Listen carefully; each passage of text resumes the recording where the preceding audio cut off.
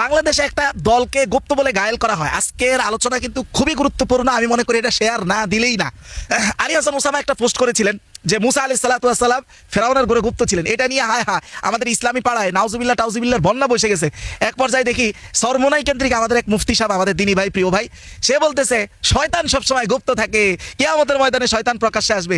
আসলে কোরআন হাদিস কেন্দ্রিক মুফতি না তো আমরা, এই হচ্ছে সমস্যা। সূরা বাকারার 168 নম্বর আয়াতে আল্লাহ বলতেছেন ওয়ালা তাত্তাবিউ খুতুওয়াতিশ শাইতান, যে শয়তানের পদাঙ্ক অনুসরণ করিও না, ইন্নাহু নিশ্চয়ই শয়তান লাকুম আদুউম মুবিন, সে তোমাদের গুপ্ত না, আবার আল্লাহ বলতেছেন প্রকাশ্য শত্রু।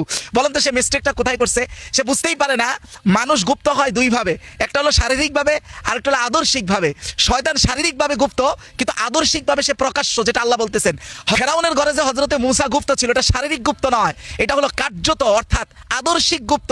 এখানে আলোচনার কনটেক্সটটাই হচ্ছে আদর্শিক গুপ্ত হওয়া নিয়ে, শারীরিক গুপ্ত হওয়া নিয়ে নয়। আমাদের মতো ইসলামিক রূপ ধারণকারী মূর্খরা যে কোনো শব্দ একটু ব্যতিক্রম মনে হলে তারা ভয়ঙ্কর ভয়ঙ্কর ফতোয়া দিয়ে দেয়। অথচ আপনি দেখেন হযরতে মূসা আলাইহিস সালাতু ওয়াস সালাম যে কার্যত অর্থাৎ আদর্শিকভাবে ফেরাউনের ঘরে গুপ্ত ছিল, এটা কি কোরআন দ্বারা প্রমাণিত নয়? এবং আদর্শিকভাবে গুপ্তটাও যে গুপ্ত, আমাদের সমাজে গোয়েন্দা থাকে না? আচ্ছা, গোয়েন্দারা কি আমাদের সমাজে শারীরিকভাবে প্রকাশ্যে নাই, আপনার আশেপাশে নাই? কিন্তু তাদেরকে গুপ্ত কেন বলা হয়? কারণ হচ্ছে তার কার্যত আদর্শিকভাবে তার মতাদর্শ সে গোপন করতেছে। আচ্ছা, এইটা কি ইসলামে খারাপ? যদি খারাপই হয় তাহলে আল্লাহ তাআলা যেই জায়গায় সূরা কসাসের 20 নম্বর আয়াতে বলতেছেন ওয়াজা রাজুলুম মিন আকসাল মাদিনাতি ইয়াসআ ক্বালা ইয়া মূসা, মদিনা শহরের এক কন্যা থেকে একজন ব্যক্তি দৌড়ে দৌড়ে আসতেছিল, এসে বলল হে মূসা ইন্নাল মালাআ ইয়াতামিরুনা বিক, ফেরাউনের গোষ্ঠী তোমাকে নিয়ে পরামর্শ মিটিং বসেছে যে লিয়াকতুলুক, তোমাকে হত্যা করবে তারা। ফাখরুজ, তুমি এই মুহূর্তে এলাকা থেকে গোপনে বের হয়ে যাও, ইন্নী লাকা মিনান নাসিহিন, আমি তোমার একজন কল্যাণকামী হিসাবে কথাগুলো আগ থেকে জানাইলাম। বলেন তো হযরতে মূসা যখন যৌবনের অর্ধেক বয়সে আছে তখন কেন ফেরাউনের ওখানে মিটিং হলো তাকে হত্যা করার জন্য?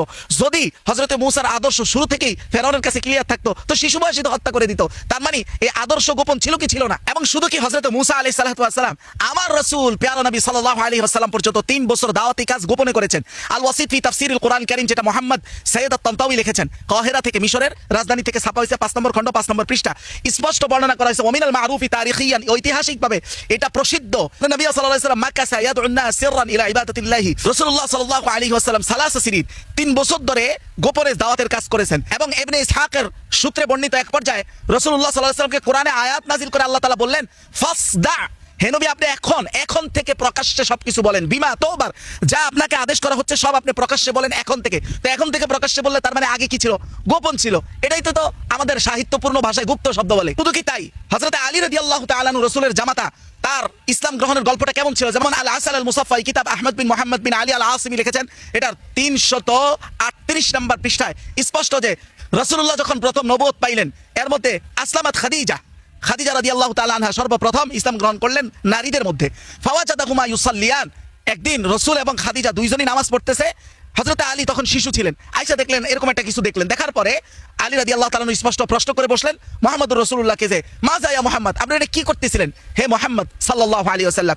এক পর্যায়ে রাসূলুল্লাহ তার কাছে বলতে বাধ্য হলেন, বললেন দিনুল্লাহ, এটা হচ্ছে আল্লাহর দিন, আল্লাযী ইসতাফা লিনাফসি, আল্লাহ যেটা নিজের জন্য ইস্তেফা করেছেন, নির্বাচন করেছেন, এবং আমাকে তিনি নবী হিসাবে উপস্থাপন করেছেন, আমাকে নবী হিসাবে তিনি প্রেরণ করেছেন, অতএব তোমাকেও আমি এই দ্বীনের দিকে দাওয়াত দিতেছি।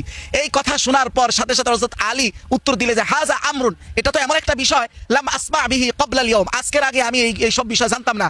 তবে ফালাস্তু বিকাদিন আমরান হাত্তা উহদিসা বিহি আবু তালেব, দেখেন আমার বাবা আবু তালেবকে এই বিষয় কিছু না জানে আপনাকে আমি কোনো সিদ্ধান্ত জানাতে পারছি না।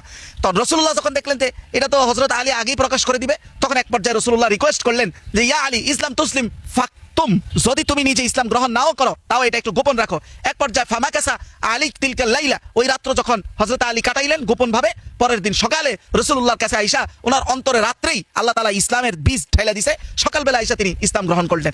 এবং ফাফাল আলী ওয়া আসলামা, তিনি ইসলাম গ্রহণ করার পরে ফামাকাসা, তিনি অবস্থান করতেছেন এমন ভাবে যে আবু তালেব যেন না জানে এটার ভয়ে, এবং তিনি তার ইসলাম ওই মুহূর্তে গোপন রাখলেন। তাহলে এটা তো শুধু সুন্নতে সাহাবা না, বরং সুন্নতে রাসূলও বটে। শুধু এখানেই সীমাবদ্ধ না, স্বয়ং হযরত আবু বকর রাদিয়াল্লাহু তাআলা আনহু প্রথম দিকে গোপনে গুপ্তভাবে তিনি দাওয়াতের কাজ করতেন। দলিল হলো ইত্তিহাফুল ওয়ারা, দেখেন যেখানে স্পষ্ট 181 নম্বর পৃষ্ঠায় এসে ফাজাআলা ইয়াদউ ইলাল ইসলামি মান ওয়াথাকা বিহি, হযরত আবু বকর ইসলাম গ্রহণ করার পরে তিনি যখন দাওয়াত দিতেন টার্গেট করে দাওয়াত দিতেন, মানে উনি দেখতেন যে এই লোকটার কাছে দাওয়াত দিলে এটা গোপনে রাখবে অথবা সে মানবে, যারা ভরসা হতো উনি তাকে দাওয়াত দিতেন, বাকিদের থেকে সেটা গোপন রাখতেন।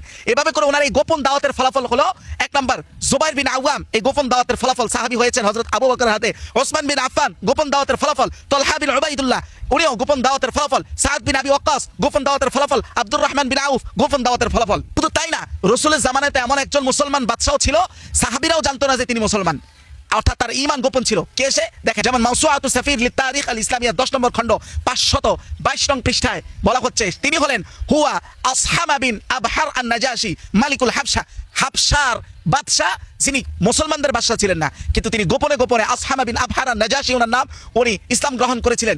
স্পষ্ট এখানে বলা হয়েছে আসলামা আলা আহদি নবী সাল্লাল্লাহু আলাইহি ওয়াসাল্লাম, তিনি নবীর জামানায় ইসলাম গ্রহণ করেছেন, কিন্তু ওয়াখফা ঈমানাহু, কিন্তু তার স্বজাতি দেশের মানুষের কাছে তার ঈমানকে তিনি গোপন রেখেছেন।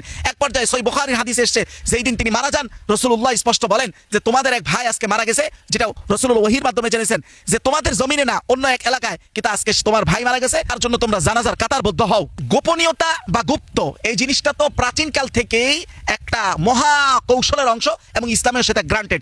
এমনকি আরেকজন সাহাবী যেটা খন্দকের যুদ্ধের সময় এসে বলছেন ইয়া রাসূলুল্লাহ আমি যে সাহাবী এটা কেউ জানে না, অতএব আপনি আমাকে একটা গোপন মিশন দেন, আমি এটা সাকসেস করব। ঠিক তিনি তাই করেছেন, অর্থাৎ ইহুদিদের মাঝে আর কুরাইশদের মাঝে দ্বন্দ্ব লাগিয়ে দিয়েছিলেন। রাসূলুল্লাহ তখন বলছেন আল হারবু খুদাআতুন, আমাদের সমস্যাটা কোথায়? আমি সেকুলারদের কথা নাই বললাম, তারা হয়তো ইসলাম নিয়ে এত পড়াশোনা করে না, কিন্তু যারা দাবি করতেছে তারা ইসলাম কায়েম করে উল্টায় ফেলবে, তারাও পর্যন্ত এই গুপ্ত শব্দটাকে তার অপোজিশনের জন্য গালি হিসাবে ব্যবহার করতে করতে শব্দটাকেই ধর্ষণ করে ফেলছে। মানে শব্দের অর্থ কিন্তু খারাপ না, বরং আপনি বাংলা ডিকশনারিতে যান, গোপন শব্দ গুপ্ত শব্দ দুইটার মৌলিক অর্থে কোনো পার্থক্য নাই, বরং গুপ্ত শব্দটা আরো সাহিত্যপূর্ণ শব্দ, কিন্তু সেই সাহিত্যপূর্ণ শব্দটাকেই তারা আমাদের ইসলামিক অঙ্গনের মানুষরাও এটাকে একদম ধর্ষণ করে ফেলছে। এবং এখন এই শব্দটা শুনলেই মনে হয় আহা এটা জানি কি একটা গালি না, কত বড় খারাপ জিনিস, অথচ এটা শুধু শব্দের মান খারাপ করেছে তারা, অথচ এইটা দায়ও তারা নিবে না। এবং এই শব্দটা কারো মুখে শুনলেই তারা আস্তাগফিরুল্লাহ আর নাউজুবিল্লাহর বন্যা বসায় দেয়, কিন্তু খবর নাই যে তার ইসলামিক জ্ঞানের লুঙ্গি যে নিচে দিয়া নাই, সব যে খোলা।